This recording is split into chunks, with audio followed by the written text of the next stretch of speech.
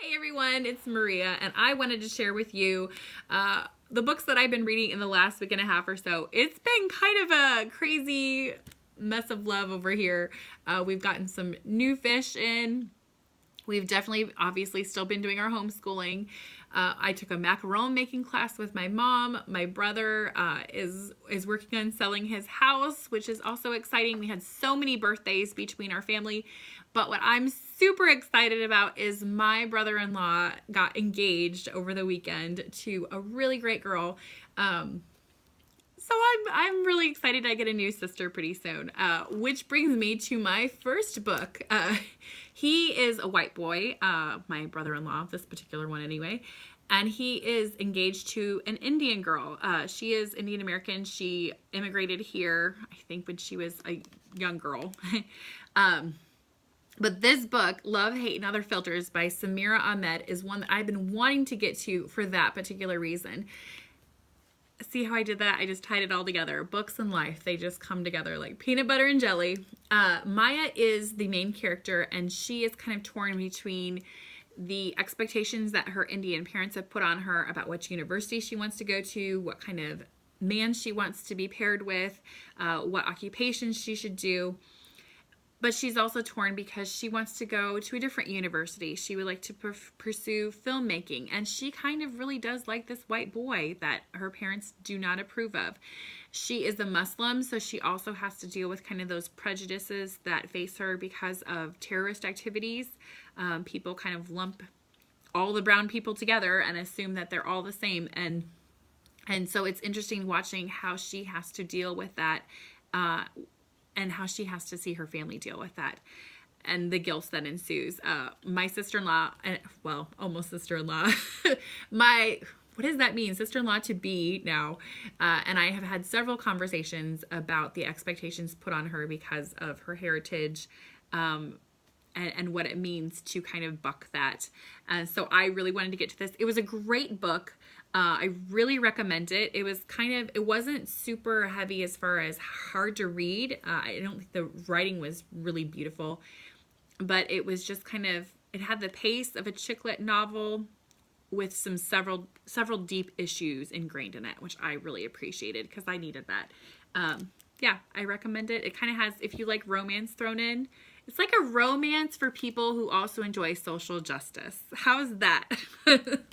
All right, next up is a graphic novel, and this is one that has been on my list forever. It is the first one in the March trilogy. This is by John Lewis, Congressman John Lewis, and it's, I think, drawn by Andrew Iden and Nate Powell. I really appreciated reading this book. I hadn't anticipated kind of how the format was. It actually starts where John Lewis is an older congressman, and he is telling his story to two young people that have come to visit his office. I'm really looking forward to getting the next two in the series. What I really found fascinating about this book is what I can learn from it. I think so many times when we're faced with frustrating social events that we want to change, like gun violence or healthcare, or just so many of the things that are frustrating to me right now, but gun violence especially. The things that happened in here were buying boycotts. People actually put their money behind their statements. I think a lot of times it's easy to sign your name somewhere or dress all in black or do various other things to show that you're upset. But if you don't put your money towards causes that are fighting those things, or you don't make sure that you're not supporting those causes by giving money to organizations that are funneling money into those causes, I think we're missing a big piece of the puzzle. Another thing that really stuck out to me is these people that were fighting for civil rights got up and did the same thing day after day after day after day.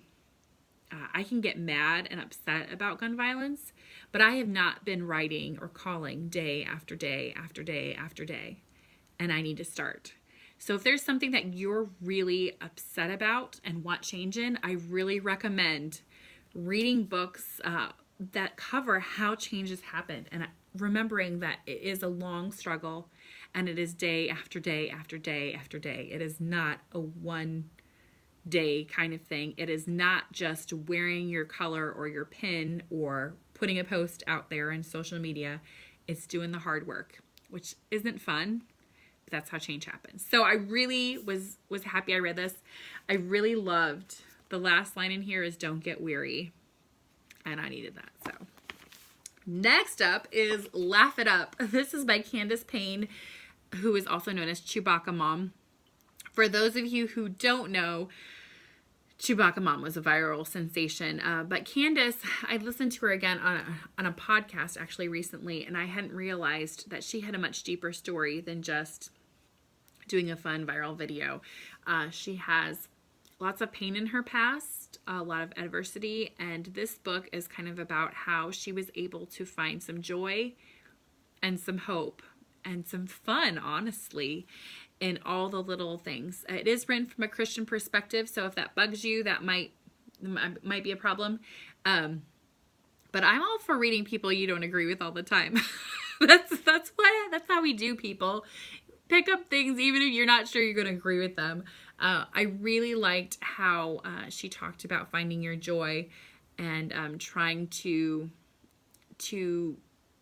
work forward and know that, like, it's the little things that make life sweet too. So I don't know. I don't know if I'm necessarily going to remember all of the lessons that she lays down. I really appreciate that she had just a fun perspective and just trying to figure out how I can spread the most joy to people and find some meaning in life. So the other two books that I am kind of in the middle of right now, Roots.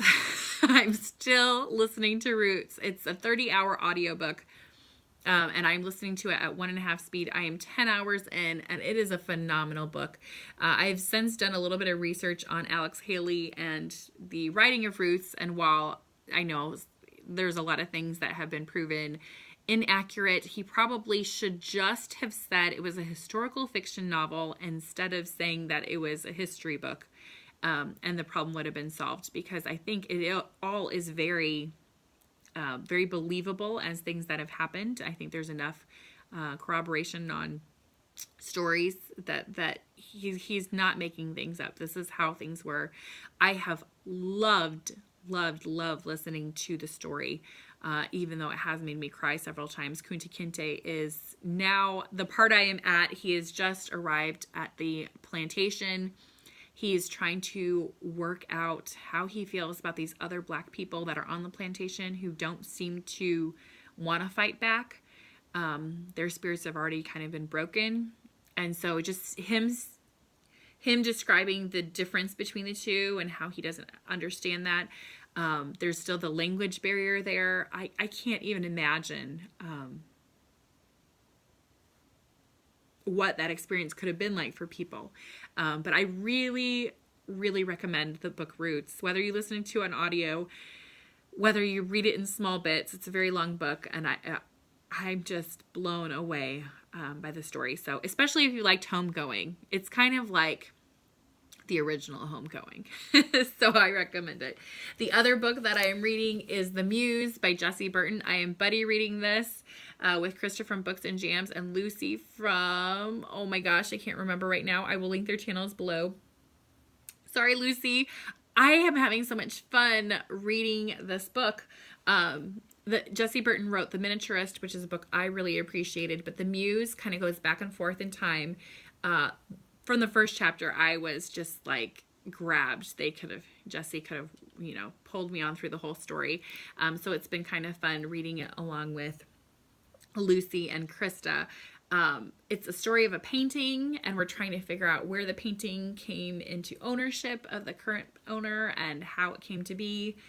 And it's like a mystery with some fun thrown in. I'm loving the characters and some of the lines especially. I like Jessie for her writing. So that is what I am currently reading right now. I would love to hear what you guys are reading, or if you've read any of these books, what you think. And yeah, we're enjoying life over here. I will talk to you all later. Bye.